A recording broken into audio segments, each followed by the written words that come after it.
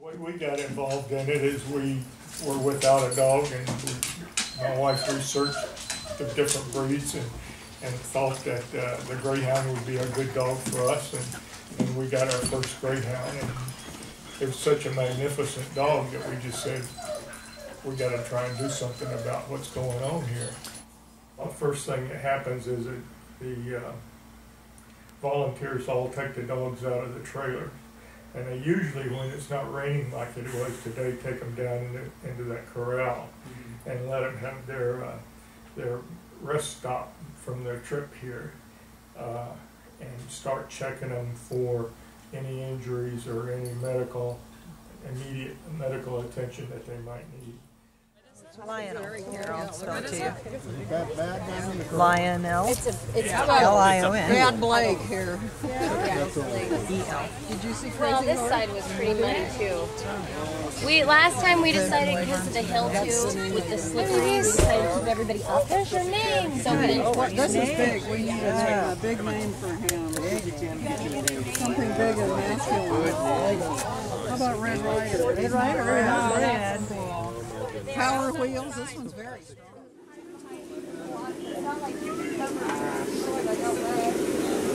This dog is so pretty.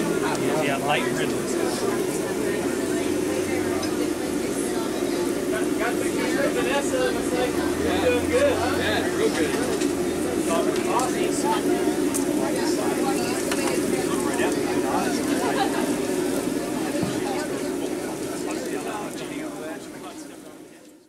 And then they'll take them into the medical tent where they will draw blood and for medical screening purposes, and they give them all of their shots except for a rabies shot in there, and bring everything up to date, and then check them over again for any medical attention that they might need, and then they put them up in the barn to give them some food, because that would be the first time they've eaten today.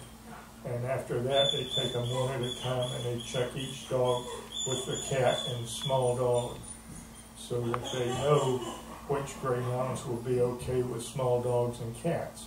And a lot of the foster homes that we have cats, and so the ones that are okay with cats, we put in those kind of foster homes, so that the dogs have already had an experience living with a cat.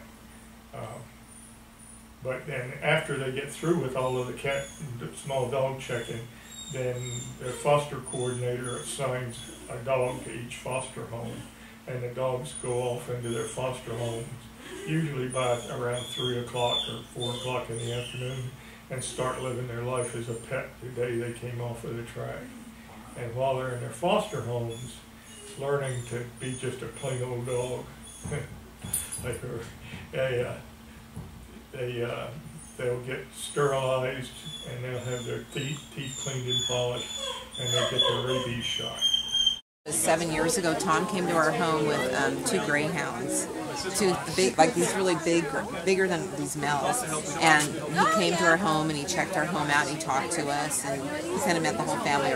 We had a pug, and he went out to our backyard and made sure our yard, and he asked us a bunch of questions. So we do first they do a paper screening on you, and then they do the home interview. It's more that they want to make sure you know to keep the dog in the home and the house, and so you're not supposed to be outside, and a certain size fence so they can't jump the fence. Okay. And some of them are kept in apartments and condos and things, but I mean I've been looking into other groups as far as adopting, and nobody's as stringent as they are as far as qualifications, except like the SPCA or something. Well, France Friends is just like many other Greyhound adoption groups around the country.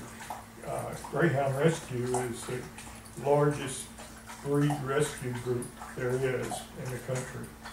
And there are people all over the country that have just fallen in love with the dogs and do anything they can to save them. And it's getting close to so that almost all of the dogs that race, unless they're severely injured, wind up getting adopted or taken back to the farms and used for breeding stock.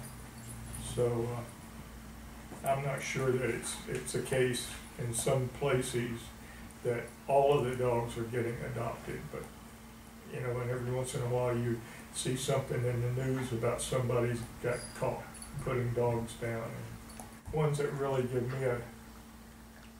make me angry are these guys, the animal rights folks, that they think it's cool to go down and take pictures of people killing dogs, and then they can put it on the television and that kind of stuff. But they stand there and they take the pictures and don't do anything about the people killing the dogs. You know, where if it was me, I would not take the pictures. I would do something to the person killing the dog. Oh, sorry about that.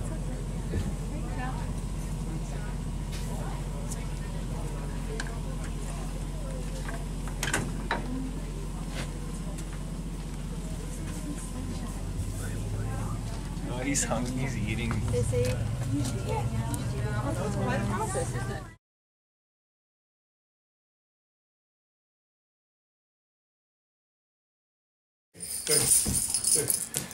Hey, thanks for dropping in, girl.